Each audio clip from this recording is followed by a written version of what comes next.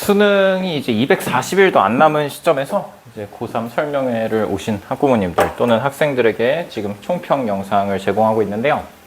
3월 모의고사에 대한 총평뿐만 아니라 수능에 대한 총평도 제가 이제 여기에서 드리기로 했기 때문에 영상으로 좀 찍어봤습니다. 다시 한번 저를 좀 말씀드리면 강동현이라고 하고요. 서울대학교를 졸업을 했고 뭐 그건 중요하지 않겠죠. 제가 어느 대학을 나왔는지는 중요하진 않고요. 제가 했던 공부의 경험이 학생들의 경험이 되고 그리고 제가 한 대학 입시에서의 결과가 여러분들의 결과, 학생분들의 결과가 되기를 바라는 마음에서 강의를 좀 하고 있습니다. 26학년도 수능 국어, 그러니까 한 4달, 5달쯤 전에 우리가 본 시험에 대해서 한번 분석을 해드릴 거예요. 여러분들보다 한 학년 선배 그 학년들이 우리가 시험을 봤었겠죠. 분야별로 좀 분석을 해보면요. 독서는 난도가 상승했던 경향을 보였습니다. 그러니까 25학년도까지, 한 22학년도부터 아니면 23학년도부터 25학년도까지는 문학이 좀 많이 어려워지는 경향을 보였었는데 26학년도에 들어서는 독서가 어려워진 경향을 보였어요. 인문 지문이 가장 어려웠고 그 다음이 사회 지문, 법 지문이었고요. 그 다음 기술 지문 순서로 어려웠는데 기술 지문은 과학 지문에서 열팽창이라는 중학교 3학년 때 배우는 개념을 갖다가 문제로 냈습니다. 그래서 배경 지식이 있다고 하더라도 기술 지문을 더 잘 푸느냐? 그건 아니었어요. 모두가 다 가지고 있는 배경 지식 정도였고요. 사회 지문은 법 지문이었는데 법 지문이 생각보다 좀 까다로웠습니다. 뭐 담보 같은 거 해석하는 뭐 이런 것들이 있었는데 사례를 적용하고 하다 보니까 확실히 배경 지식은 사용하기가 좀 많이 어려웠고요. 인문 지문은 철학 지문, 칸트에 관련된 이야기가 나와서 칸트 이전, 그리고 칸트, 그리고 나서 스트로슨이랑 롱게네스라는 굉장히 현대 철학자들을 제시해 줌으로써 이건 배경 지식에 대학교 철학과 다니는 애들도 있을 수가 없었어요. 그래서 배경 지식 같은 걸로 우리가 승부를 할 수 없는 독서 지문이 출제가 됐다. 직독직해 능력이 필요하고요. 추론과 사례 적용 능력이 요구된다라고 해서 이제는 추론에서는 이런 걸 요구해요. 내용 일치를 넘어서 근거로서 사용 가능하냐를 물어봅니다. 내용 일치만 따지는 게 아니라 근거가 될 수 있느냐를 뭘 묻는 거냐면 예를 들면 기억에다 밑줄 쳐놓고 다음 현상에 대한 설명으로 적절한 것은 이렇게 해가지고 단순 내용 일치를 넘어서서 우리가 추론해야 되는 영역을 만드는데 여기 학생들이 하기가 상당히 까다로워요. 그래서 이런 거는 우리가 부정을 통해서 확인을 할 수 있습니다. 선지에 있는 이야기를 부정했을 때에도 이 이야기가 맞는다면 그 선지는 정확한 답이 아닌 거예요. 선지의 이야기를 부정하니까 얘가 안 들어맞더라. 그러면 이제 그게 답이 되는 거죠. 다만 요거는 세부적으로 우리가 강의를 통해서 확인할 수 있고요. 문학은 난도가 많이 하락한 경향을 보였습니다. 25학년도, 그러니까 한 1년 4, 5개월 전에 있었던 시험에서는요. 고전소설이 굉장히 어렵게 나왔었어요. 여러분들도 이제 보다 보면 알 수 있게 되는데 강의를 통해서도 확인할 수 있고 다만 근데 작년에 우리가 수능에서 봤을 때는 수군가라는 작품이 판소리의 형태 그대로 나왔었기 때문에 학생들이 문제를 푸는데 그렇게 어려움은 없었습니다. 인물관계랑 사건의 순서를 파악하는 것만이 중요했다라고 나와 있어요. 다만 이 사건 순서 파악이 좀 중요합니다. 실제로 갈등 관계가 어떻게 전개되는지 그리고 그 갈등 관계를 중략을 통해서 뒤에 해결되는 장면을 넣었을 때 해결되는 장면에서와 갈등 관계에서 갈등이 드러나는 장면에서의 서로 연관성이 어떻게 되는지와 같이 여러분들이 중간을 읽지 않는다 하더라도 일이 어떻게 전개됐는지를 알 수 있느냐, 즉 논리력을 보고 있는 거예요. 이거는 감상 능력을 보는 게 아닌 거죠. 그 다음에 현대시에는 작품별 감상이 중요하다. 작품 간 감상보다는 이렇게 써놨습니다. 작품별 감상이라 그러면요, 작품마다의 의미, 주제를 여러분들이 따로따로 파악을 할 수 있었어야 된다라는 이야기인데요. 요거는 경향성이 약간 변한 것 같아요. 그 다음에 고전시가는 주제 파악이 중요하다라고 나와 있습니다. 고전시가 같은 경우는 북새곡이라고 해서 이제 연계작품이 나왔었는데 연계작품 그리고 시조 2개 짧은 게 나왔었는데요. 사설 시조가 뭐 그렇게 크게 어려운 게 나오지도 않았고요. 고전시가는 워낙 이제 학생들이 좀 뭐랄까요, 일반적인 주제에서 벗어나는 주제의식을 가지고 있는 작품이었다 보니까 많이들 기억하고 있는 작품이 연계되어서 출제됐었습니다. 그래서 주제만 잘 알고 있어도 고전시가를 잘 풀어낼 수 있었고요. 표현법 같은 것의 중요도는 많이 감소했었어요. 그래서 예를 들면은 뭐 대상의 감정을 이입하여라든가 이런 문제들 있잖아요. 아니면 뭐와 뭐를 대비시켜서 뭐 색채를 대비시켜서 화자의 정서를 강조한다 이런 것들, 이런 표현법상의 문제는 난도가 많이 하락한 경향을 보였습니다. 선택 과목에 대해서 말씀해 드리면요. 화작과 언매의 난도는 사실상 유지가 됐었다. 한 해 내내 거의 유지가 되었었다라고 봐야 해요. 다만 9월 모의평가 대비 약간 하락했던 모습을 보였습니다. 왜냐하면 9월 모의평가에서 언내가 좀 많이 어렵게 나왔었어요. 그러니까 작년 얘기예요. 지금 얘기 아닙니다. 그래서 화작에서는 어쨌든 작문이 더 어려운 거, 이거는 당연한 거고요. 그 선지의 까다로움이 조금 상승했다. 그래서 화작 자체가 어렵진 않았지만 시간을 조금 더 소요했을 수는 있겠다, 학생들이. 그다음에 언매에서는 품사와 단어 파트가 굉장히 중요했습니다. 그건 27학년도 3월 모의고사에서도 동일하게 경향성이 유지가 되었었던 부분이고요. 그래서 총평을 좀 짧게 드리면요, 독서의 중요도는 다시 올라갔다라는 말씀을 드릴 수 있겠습니다. 워낙 그동안 계속해서 문학이 어려웠던 시대를 우리가 거쳐오다 보니까 문학 하면서 문학만 공부했었는데 다시금 독서가 어려워진 영역이 되었고요. 그 다음에 문학을 통한 변별력 유지는 시간 싸움밖에 되지 않는다. 문학에선 여러분들이 시간을 아끼는 노력이 좀 필요했었습니다. 작년 수능에서는요. 그 다음에 문학적인 객관적 감상 능력이라고 나와 있어요. 객관적이라는 게 뭐냐면 뭐의 반대냐? 주관적인 거의 반대잖아요. 왜 그렇게 얘기하냐면 작품 간 감상보다 작품별, 하나의 작품을 그대로 해석해내야 되는 그런 필요가 좀 증가했기 때문에 하나의 작품에서의 의미를 오롯이 여러분들이 뽑아낼 수 있었어야 되고요. 그러려면 객관적으로 여러분들이 그 작품의 주제를 뽑아낼 수 있는 능력이 필요했었죠. 보기가 없어도 이제는 주제와 의미를 파악해낼 수 있어야만 합니다. 화법과 작문의 통합 영역에서의 중요도가 상승했더라. 화법과 작문 통합 영역 그러면은 부모님들은 잘 모르시는데 애들은 잘 알아요. 예를 들면 학생들의 토론을 가지고 교장 선생님께 건의문을 만든다든가 아니면 뭐 포스터를 만든다든가 아니면 토론 장면이 있을 때 아니면 발표문이 있을 때 그것을 요약한 글쓰기라든가 하는 그런 화법 부분하고 작문이 통합된 영역인데요. 앞으로 화법과 언어 28학년도부터는 화법과 언어로 이제 합쳐서 나오기 때문에 그때를 좀 대비해서 작문 영역의 중요도를 조금 상승시킨 감은 있었어요. 그리고 언어와 매체에서의 고난도 이론은 더 이상 필요 없고요. 기초 이론을 뜯어먹는 게 중요합니다. 이번에 27학년도 3월 모의고사 부분에서 다시 한번 설명을 드릴게요. 27학년도 3월 모의고사에 대한 분석을 좀 들어가겠습니다. 먼저 이제 논란이 많았다기보다는 여러분들에게 어려움이 많았던 독서 부분에 대해서 말씀을 좀 드릴게요. 독서는 난도가 상승했습니다. 작년 수능 대비도 상승했다라고 보여요. 제가 생각하기엔 그렇게 생각할 수 있을 것 같아요. 마치 논리학과 같은 느낌이라고 했는데요. 글이 어떻게 짜여져 있는가에 조금 더 집중을 하게 됩니다. 그래서 구조를 뜯어보는 게 많이 중요해요. 그래서 여러분들이 요약하면서 적어도 가지치기 정도는 하면서 글을 읽었다면 훨씬 더 좀 글을 풀어내는 게, 문제를 풀어내는 게 쉬웠을 겁니다.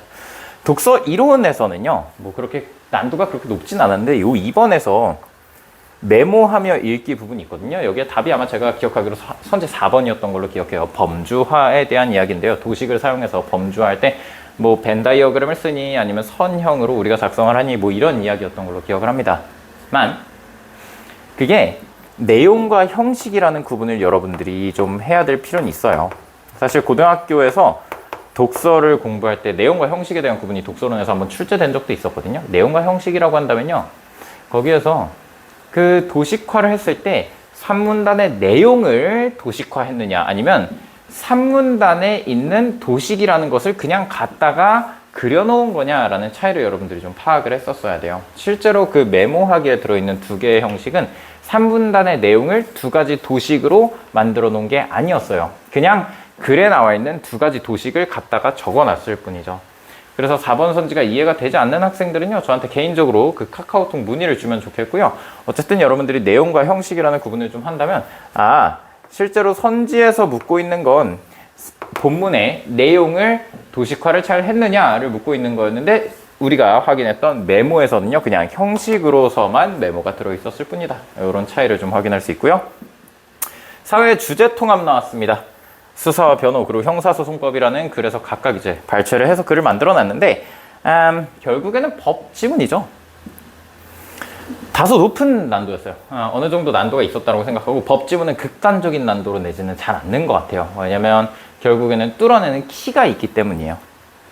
전형적인 법률 지문의 형태고요. 7번의 추론 문제 정도가 좀 어려웠다라고 생각을 합니다. 추론 문제 아까 말씀드렸다시피 기억의 이유로 적절한 것은 이라는 걸 물어보는 문제들이에요. 종종. 실제로 제가 문제를 좀 보고 말씀을 드리면 7번 문제가 뭐라고 써있냐면 가와 나를 바탕으로 할 때 가의 의미로 가장 적절한 것은 이라고 나와 있네요. 가의 의미라고 했을 때 가는 여러분들이 문제에서 확인할 수 있다시피 이때 강제 처분에 대한 법원의 판단은 사전 승인이 아닌 사후 검증의 성격을 띠게 된다. 그러면 여기에서 중요한 건 이때라는 거예요. 이때 사전 예방이 아니라 사후 검증의 성격을 띠게 된다. 그럼 사후 검증의 성격을 띠게 되는 이유가 중요한 거잖아요. 이유가 어디 나와 있느냐? 이때라고 나와 있으니까 이 경우, 즉 앞에 나와 있는 거예요. 그 이유가. 그러면 그 앞에 부분에서 여러분들이 1, 2, 3, 4, 5와 일치하는 걸 찾아야 되고요. 단순히 내용일치를 찾으면 안 됩니다. 만약에 이 문제에서 7번에서 단순 내용일치를 찾았다면 1번, 2번만 내용과 일치하지 않는다 이렇게 걸러지고 3, 4, 5번이 걸러지지 않아요. 맞는 이야기로 보이거든요. 그래서 맞는 이야기일지라도 정확한 근거가 되느냐를 확인을 했어야 되고요. 이거는 세부적으로 제가 문항 해설에서 조금 더 도와드리겠습니다. 그리고 법령의 주체와 객체, 요건과 효과, 그리고 원칙과 예외를 잘 확인했어야 한다. 저는 법지문에 대해서 요 세 개만 좀 기억을 하라고 해요. 법은요, 여러분들이 변호사를 꿈꾸는 학생도 있고 검사나 판사 이런 것들을 꿈꾸는 학생들도 있어서 말씀을 드리는데요. 누가 어떠한 행동을 하는 주체인지, 그리고 그 행동의 대상이 누구인지, 객체가 누구인지가 명확하게 정해져 있어요. 예를 들면 법원이 하는 재판이라고 한다면 재판의 주체는 누구입니까? 법원이요. 그리고 재판의 객체는 뭐예요? 사건이 됩니다. 그렇죠? 예를 들면 고소를 하는 상황이라고 한다면 고소를 하는 주체는 누구냐면 이제 고소인 뭐 누구 해가지고 고소인을 통해서 이제 검사가 뭐 고소를 진행하게 될 거고, 그다음에 객체는 그 상대방이 될 거고요. 그렇죠? 아니면 예를 들면 내가 어떤 건물을 올린다라고 한다면 주체가 내가 될 거예요. 신청서를 내고요. 허가 양식을 이렇게 다 맞춰서 신청서를 내면은 구청에서 그 객체 사건을 처리해 주겠죠. 그래서 그 법령의 주체와 객체를 명확하게 확인해야 돼요. 이번에도 그래서 어떤 문제가 나왔었냐면 6번에서 뭐 4번 선지 같은 경우에 보면 청구권자가 수사기관을 한정된다. 청구권을 누가 가지고 있는지라는 주체가 중요했던 거고요. 그 다음에 법령에서는 요건과 효과라는 게 굉장히 중요해요. 법은 무조건 어떠한 요건에 해당하면 어떤 효과가 나오게 됩니다. 물론 아니면 어떤 요건에 해당했을 때 어떠한 효과를 발령할 수도 있고 아닐 수도 있게 되는 거죠. 예를 들면 예시를 들어서 이렇게 해볼게요. 국적법이라고 했을 때요. 우리나라 뭐 시민이 될 수 있는 조건을 다 맞추고 무슨 뭐 양식이 뛰어나고 뭐 이런 식으로 했다고 쳐요. 그런다고 해서 무조건 국적을 부여해 주는 건 아니거든요. 어떠한 요건에 맞추더라도 효과를 부여할지 말지가 재량으로 달려있는 재량행위의 경우도 있고요. 아니면 예를 들어 내가 떡볶이집을 열고 싶어. 그래서 일반 음식점 뭐 신고를 허가 신청을 한다라고 하면은 요건을 다 맞추면 반드시 일반 음식점 영업 허가가 나오게 되어 있어요. 그래서 요건에 해당하면 효과가 반드시 나오는 이런 기속행위 같은 것들도 있어요. 기출로도 있었고요. 이 지문이. 어쨌든 법령은 무조건 요건과 효과로 되어 있기 때문에요. 여기에서도 어떤 요건에 해당했을 때 어떤 효과가 나오는지가 정확하게 짚어줬어야 되는 지문입니다. 예를 들면 구속은 체포와 달리 가학을 맨 마지막 문단 보면 구속은 체포와 달리 신체의 자유를 장기간에 걸쳐서 전면적으로 제한하므로 예외 없이 영장주의가 적용된대요. 요건이 뭐예요? 구속이라는 요건인 거예요. 구속은 어떠한 효과를 가지고 있는 거예요? 예외 없이 영장주의가 적용된다라는 효과를 갖게 되는 거예요. 이런 식으로 요건과 효과를 구분하면은 여러분들이 법지문을 해석하는 데 조금 더 도움이 될 거고요. 마지막으로 원칙과 예외에 대해서 말씀드리면 예를 들면은 가지문의 영장주의에 대해서 두 번째 문단은 원칙을 이야기하고 있어요. 예방적 통제다. 세 번째 문단은 예외에 대해서 이야기하고 있고요. 사후 검증의 기능을 한다라고 해서 법령의 원칙이 뭔지, 그리고 어떠한 경우에 예외를 설정해 놨는지 이것만 잘 파악하면 법지문은 전혀 문제없이 풀 수 있습니다, 여러분이. 그러나 그럼에도 불구하고 어쨌든 난도가 좀 높았다. 그리고 마지막으로 좀 말씀드리면요. 우리 6번 문제에 대해서 막 논란을 제기하고 싶은 사람들이 있어요. 막 4번 선지가 무슨 이게 복수정답이 되냐 안 되냐. 절대 안 됩니다. 네. 이게 말도 안 되는 건데요, 정말로. 무슨 뭐 해설이 좀 부족하게 써있다. 그것까지는 저도 인정할 수 있겠습니다만 청구권자가 수사기관은 절대 아니에요. 이건 문항해설에서 또 봐드리도록 할게요. 이거 복수정답 논란 절대 없습니다. 그 다음에 3번 과학의 뭐 시탈의 필수 정신 양리학 이런 지문이 나왔는데요. 조금 어려웠어요. 뭐 생물 지문이라고 보면 생물 지문이라도 볼 수 있겠는데 뭐 생물인지 물리인지 뭐 그게 중요한 건 아니에요. 과학은 어쨌든 뭔가의 작용 과정이 중요한 겁니다. 높은 난도를 가지고 있었고요. 생물의 작용 과정을 가지치기 하는 것이 필요했습니다. 예를 들면은 여러분들 기억하기에 뉴런에서 시냅스를 거쳐서 또 다른 뉴런으로 갈 때 뭐 여기에는 D2가 있을 수 있고 D1도 있을 수 있고 여기에는 D2 정도만 있을 수도 있다. 뭐 이런 이야기도 했었고, 뭐 아니면 또 뭐냐, 도파민이 방출이 되어서 시냅스를 거쳐서 이쪽으로 작용될 수도 있지만 아니면 도파민이 어느 수용기를 거쳐서 다시 들어오는 경우도 있고 아니면 그냥 밖에서 분해돼 버리는 경우도 있었고 이런 경우들로 우리가 가지를 나눌 수 있거든요. 그러니까 어떠한 하나의 뭐 예를 들면은 여기 내분비 물질, 뭐 호르몬이라든가 아니면 내분비 물질이라든가 아니면 뭐 영양소 같은 게 들어왔을 때 어떤 작용을 거쳐서 어떤 결과를 갖는지가 가지가 쭉 나눠질 거예요. 가지치기가 매우 중요합니다, 여러분들. 그래서 얘는 사실상 요약 하면서 옆에다가 도식을 좀 그려놓을 필요는 있는 거죠. 그 다음에 하나 더 말씀드리고 싶은 건 과학 지문이든 어떤 지문이든 다 동일하긴 하지만요. 사실 여태까지 여러분들이 어떤 느낌으로 문제를 많이 풀어왔을 거냐면 마지막 문단을 잘 안 읽었을 거예요. 그리고 심지어 이 과학 지문의 마지막 문단이 사실상 뒷페이지에 들어가 있어서 여러분들이 안 읽게 되는 경향은 있었거든요. 다만 이게 매우 중요해요. 결론 문단은요. 별도의 문제라든가 별도의 선지를 만들어내기 위해서, 즉 가장 중요한 걸 만들어내기 위해서 집어넣는 문단이에요. 그러니까 쟤를 안 읽으면 사실상 한 문제 내지 두 문제는 틀리게 돼요. 그러니까 여러분들이 아마도 12번 문제를 많이 어려워했을 거고요. 12번 문제를 틀린 이유는 마지막 문단을 안 읽었기 때문이에요. 그래서 12번 문제 과정에 대한 문제인데요. 마지막 문단이 키였어요. 이거 읽은 사람은 맞추고 안 읽은 사람은 틀리는 겁니다. 그 다음에요. 13번에 사례 문제 있어요. 예를 들면 레보도파, 카르비도파, 프라미팩솔 해가지고 세 가지가 뭐 작용을 각각 할 수도 있고 함께 작용할 수도 있고 뭐 이런 상황이었는데요. 독립변수와 종속변수, 즉 조건과 결과를 잘 확인했어야 합니다. 어떤 조건이 적용될 때 어떤 결과가 발생하는지를 우리가 좀 생각을 했어야 되는데요. 요런 형식의 문제가 사설에서는 굉장히 많이 출제돼요. 그러니까 기출에서는 요런 식으로까지 우리가 여러 가지의 독립변수를 넣어서 어떠한 결과가 나오는지를 확인해야 될 필요는 많이 없었는데 사설에서는 이런 퀴즈 같은 문제들이 많이 나오거든요. 이게 제일 논리학스러운 문제라고 생각을 했고요. 이런 문제가 익숙하지 않은 학생들이라면요. 이걸 항상 생각해야 돼요. 이제 사례 문제를 풀 때는요. 그냥 단순히 뭐 병이 을에게 돈을 안 줬네 해가지고 이렇게 선형으로 진행되는 것이 아니라 여러 가지의 독립변수가 있을 때 얘네 둘이 같이 작용한다면 가와 나가 같이 작용했을 때 서로 방해하는 것이 있는가, 가와 다가 같이 작용한다고 했을 때는 서로 상승작용이 있는가, 이런 식으로 조건들이 서로 어떤 식으로 연관을 맺는지를 잘 생각을 해야 됩니다. 그다음 마지막에 인문지문 하나 있습니다. 14에서 17번에 있는 호네트와 버틀러가 나오는 이 인정이론이 있는데요. 이건 아마 행정학 같은 거 나중에 공부할 사람들이 있으면, 심리학 같은 거 공부할 사람들 있으면 그 행정학이나 심리학 같은 데서 많이 배우게 됩니다. 뭐 복종을 하냐 만약 규범에 대한 이야기 뭐 이런 것들이 있는데 얘는 사실 비교 그리고 대조를 통해서 풀어냈어야 되는 문제이기 때문에 큰 어려움 없이 풀 수 있는 문제였고요. 내용을 이해한 다음에 상식적으로 접근을 해도 맞출 수 있었다는 점에서 애초에 난도를 조절한 문제라고 보입니다. 요 지문에서는 아무래도 틀릴 만한 문제가 많이 없었다라고 생각을 하고, 앞에 두 지문에서 머리에 힘을 너무 많이 뺀 나머지 이제 인문 지문에서 틀린 학생들이 있을 텐데 다시 한번 풀어보세요. 이건 틀릴 만한 문제는 아니었습니다. 그 다음에 문학으로 한번 넘어가 볼게요. 문학은 난도가 많이 올랐어요. 어디에 비해서 올랐다라고 하는 거냐면 수능에 비해서 올랐다라는 거예요. 난도가 상승했고요.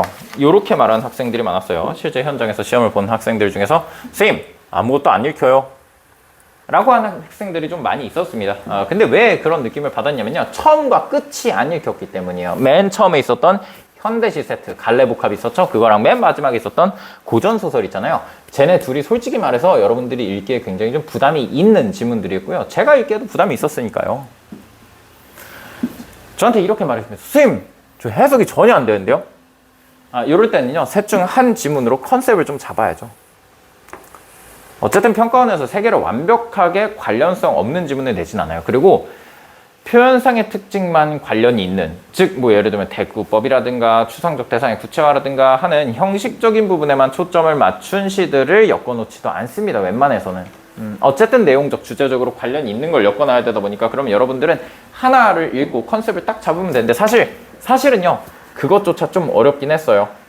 왜냐면 얘가요 주제가 굉장히 좀 추상성이 두드러졌었어요. 물론 가시라든가 나시 같은 경우에는 애정 같은 거라든가 아주 약간의 애정 같은 게 느껴지긴 했을 거예요.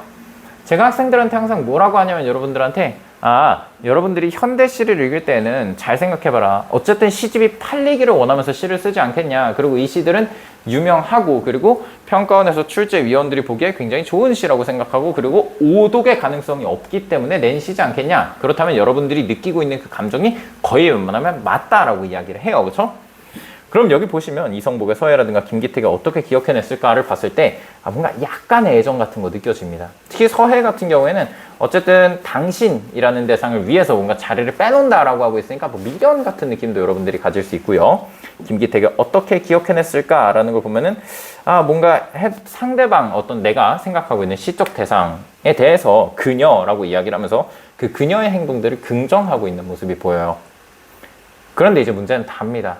다에서는요, 이게 뭔 소리야 라는 생각이 들어요. 여러분들이 왜 그랬을 거냐면요, 이거 수필에서 앞부분의 내용을 안 읽어서 그래요. 앞부분의 내용이라고 해서 수필에서 좀 찍어주는 경우는 많이 없는 것 같아요, 제 생각에는요. 그러나 이제 있었다면 읽었어야 되는데 여러분들이 아마 좀 스킵했을 가능성이 좀 많을 것 같습니다.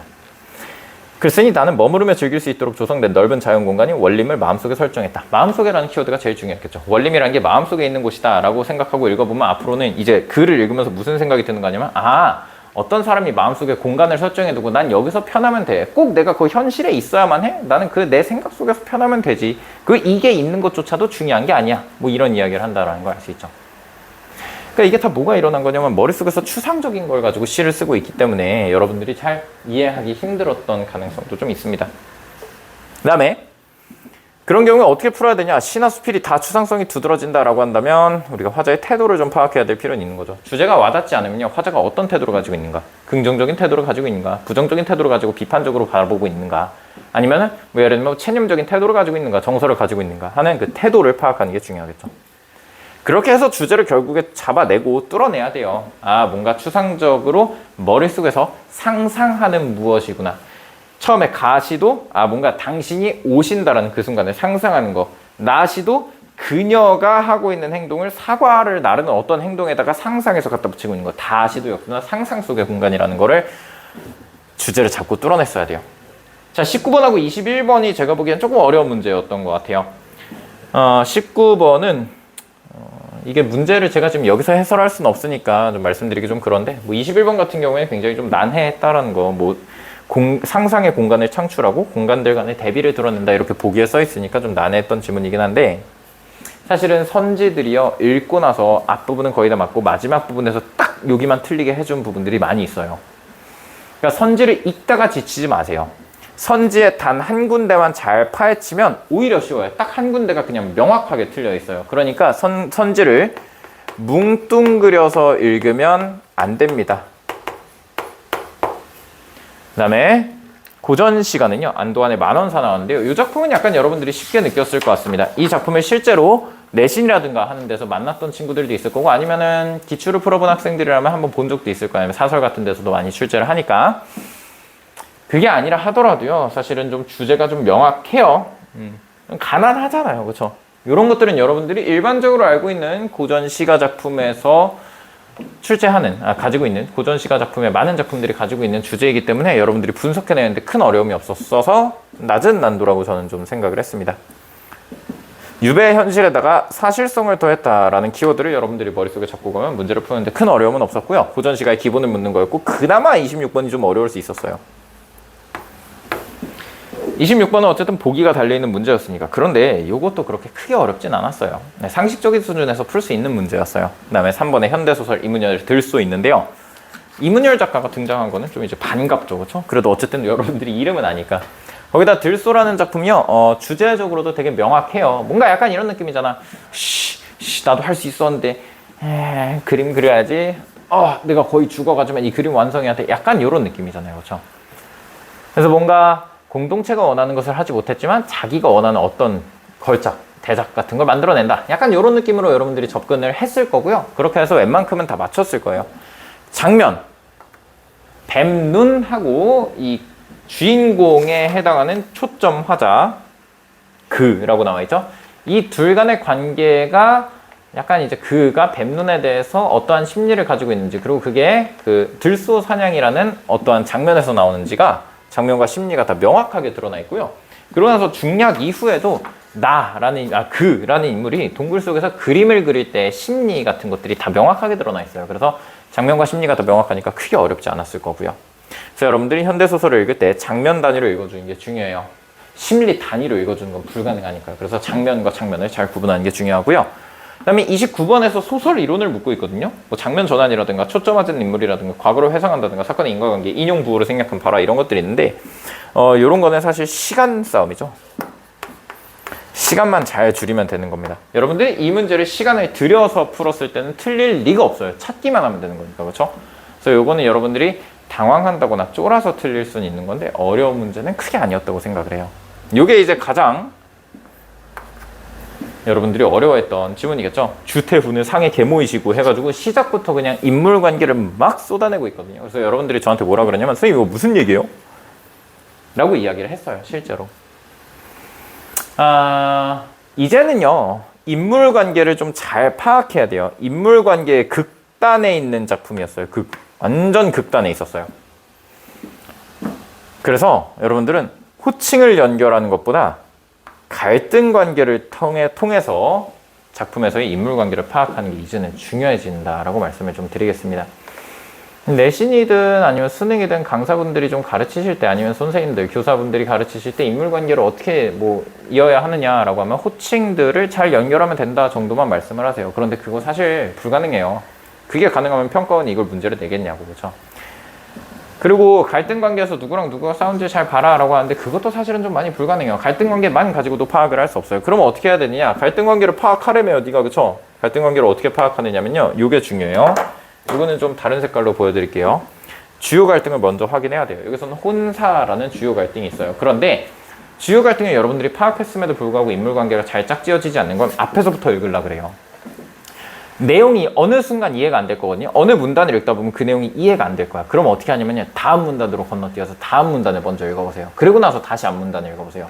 어차피 둘 다 이해 안 될 거거든요. 근데 다음 문단의 정보가 앞에 문단의 정보를 설명해 주는 것들이 되게 많아요. 요즘엔. 그래서 뒤에 나온 정보로 앞에를 다시 읽어주는 게 굉장히 중요합니다.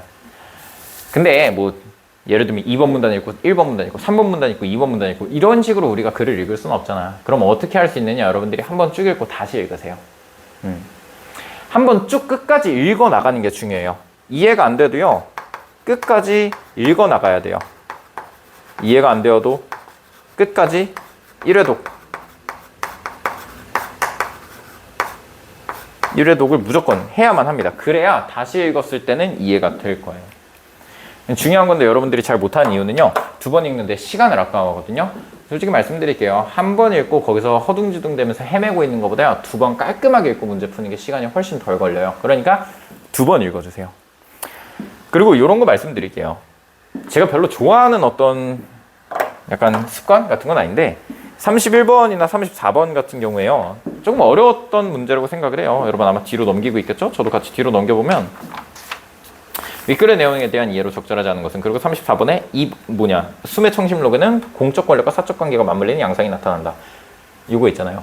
보기를 본다고 하더라도 본문의 내용을 잘 이해할 수는 없어요. 공적 권력과 사적 권력이 충돌한다라고 그랬을 때 대충 여러분들이 알고 있는 건 누가 결혼시키려고 그러는 거고 여기는 결혼하기 싫어 이런 거니까 어차피 이해하고 있는 내용을 써준 거란 말이야.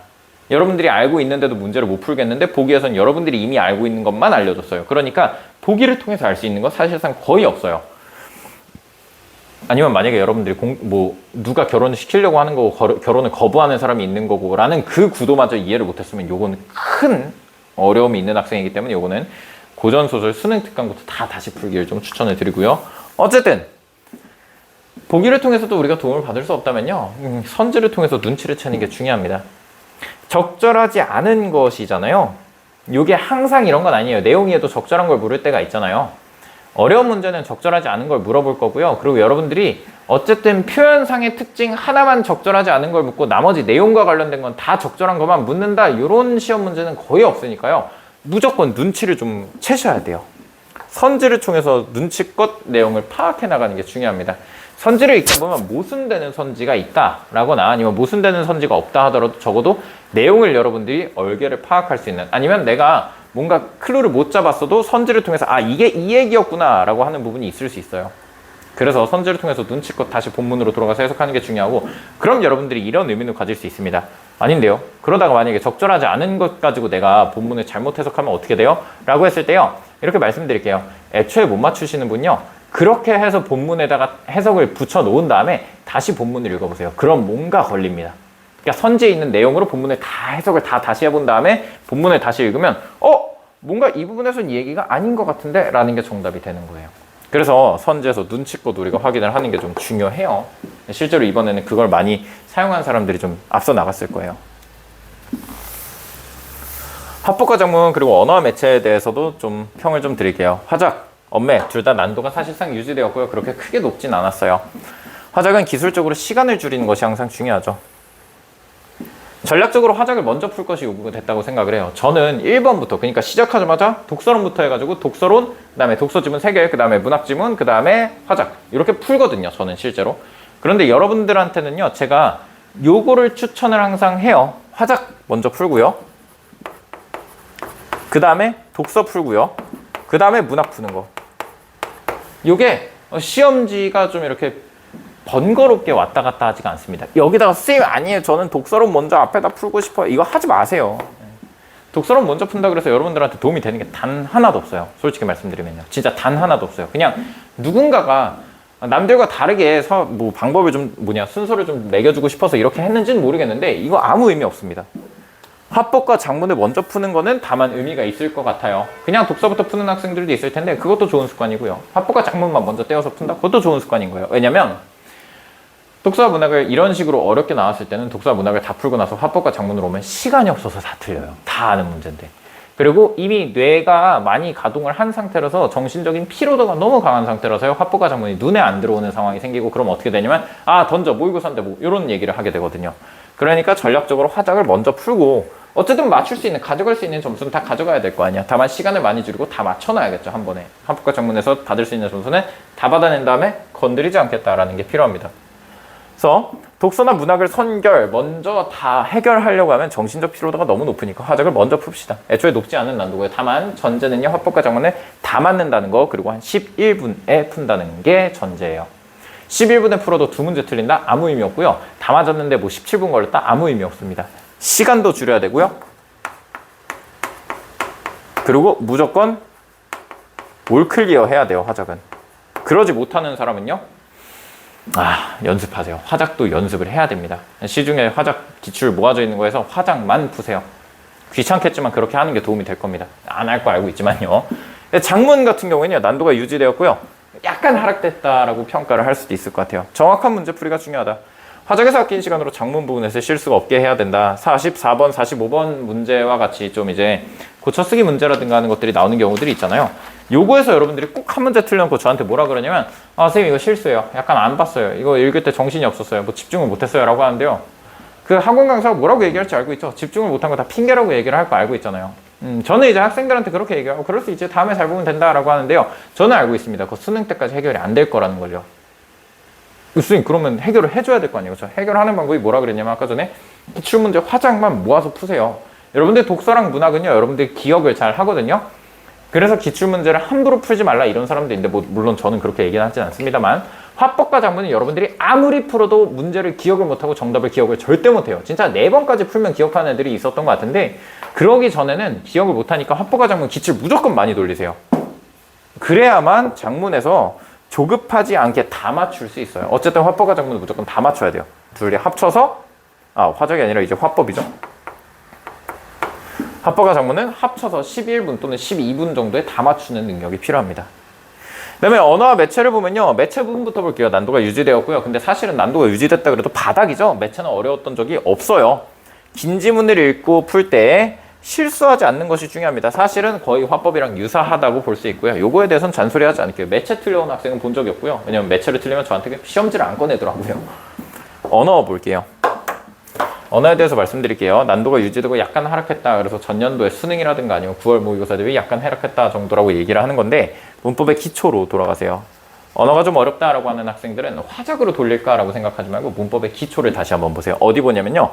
단어, 형태소, 문법 요소 부분 보세요. 왜 여길 보라고 하냐면요. 단어에선 조사를 여러분들이 공부할 수 있고요. 형태에선 어미를 공부할 수 있고요. 문법 요소에선요. 접사 개념을 물론 공부할 수 있어요. 물론 단어에서도 접사를 공부할 수 있지만 문법 요소에서 접사 어디서 배워요? 우리가 선어말 어미와 접사를 구분하는 부분에서도 우리가 배우게 되죠. 그 높임 표현이라든가 시제 표현 아니면은 사동과 피동에서의 접사를 배우기도 하고요.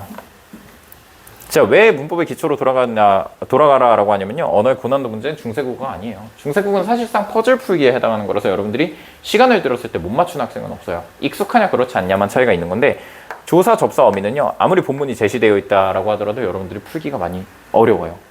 실제로 35번, 그리고 36번, 그러고 나서 39번, 요 세 문제가 이제 조사, 접사, 어미와 같은 것들 가지고 문제를 낸 거잖아요. 42번도 역시나 품사 가지고 낸 거고요. 어려운 개념 같은 거 여러분들한테 묻지 않고 어차피 형식 형태소만 묻는다는 거예요. 형식 형태소. 형식 형태소를 묻는다는 건 뭐냐? 여러분들이 결국에는 형태소 구분을 해낼 수 있느냐라는 거고, 형태소 구분을 하라는 건 결국에는 문법의 기본, 조사, 어미, 접사 다 구분해낼 수 있느냐라는 거잖아요. 그러니까 요걸 공부해야 돼요. 언어와 매체를 선택했는데 자신이 없다. 그런 학생들은 화작으로 돌리지 말고 언어의 기본을 봐라. 그래서 어려운 이론 익히지 말고요. 쉬운 이론에서 어려운 문제를 풀어봐야 됩니다. 그래서 이런 문제들이 지금 좀 여러분들의 어떤 수능에서의 대비를 위해서 내가 어떤 식으로 공부를 해야겠다라는 걸 확인할 수 있는 문제 정도였던 것 같아요. 이렇게 제가 산모 국어에 대해서 좀 총평을 마쳤는데요. 전반적으로 문제는 어려웠어요. 그러니까 여러분들이 점수가 낮았다 하더라도 좀 기죽지 않는 게 중요해요. 왜냐면 이거 어차피 모의고사잖아요. 모의고사가 뭐 기록이 안 되고 대학 가는데 영향이 없으니까 중요하지 않으니까 기죽지 않아도 돼 라는 게 아니라요. 여러분들이 3월 모의고사를 통해서 뭘 할 수 있는 거냐면 내가 수능 때까지 어떤 공부를 어떻게 해야겠다라는 걸 알 수 있는 거예요. 말씀을 좀 드릴게요. 어떤 공부를 어떻게 해야 되느냐. 물론 여기서 이제 끄고 나가는 학생들도 있을 텐데, 여러분들은요 요걸 공부해야 돼요. 수능 특강이에요. 솔직히 말씀드릴게요. 저도 수능 특강 강의 진행하고 있어요. 학생들한테 이제 매주 뭐 현대시라든가 아니면 고전시라든가 뭐 이렇게 다 문학도 진행을 하고 있고 하는데, 그런데 여러분들이 수능 특강 미리 다 풀었어요? 지금 이 시점엔 다 풀려 있어야 돼요. 솔직히 말씀드리면요. 학원에서 커리큘럼 타느라 그런데요. 안 돼요. 커리큘럼 믿고 커리큘럼 따라가는 게 아니라 혼자서 공부하는 자세가 필요합니다. 학원은 도와주는 거죠. 내가 대학을 가는 게 아니잖아. 내가 시험을 보지도 않잖아요. 그러니까 여러분들은 수능 특강을 미리 혼자 다 풀고 강사들한테 계속해서 질문을 해야 돼요. 지금 제 수업을 듣든 아니면 남의 수업을 듣든요. 그게 중요하고요. 수능 특강을 다 풀었다면 뭐 해야 되냐? 여러분들은 기출 풀어야 돼요. 기출을 주 2회 이상 풀어야 돼요. 제가 고등학생 때 그렇게 공부했어요. 월화수목금토일에 국영수 모의고사를 풀었습니다. 무조건요. 내신 기간 4주 전까지는. 그러니까 1년에 예를 들면 고등학교 1, 2학년 동안은 시험이 4번 있으니까 1년에 16주를 제외하면 각 주에 2회분씩을 푼 거예요. 학년 상관없이 그냥 아무렇게나 풀었어요. 뭐 그런 거 요령도 없었어서요, 저는. 고등학교 3학년 때도 역시나 내신 4주 전까지는 무조건 돌렸습니다. 제가 여러분들하고 좀 나이 차이가 있긴 해요. 그러니까 제가 고등학교를 졸업한 지가 이미 뭐 한 13년?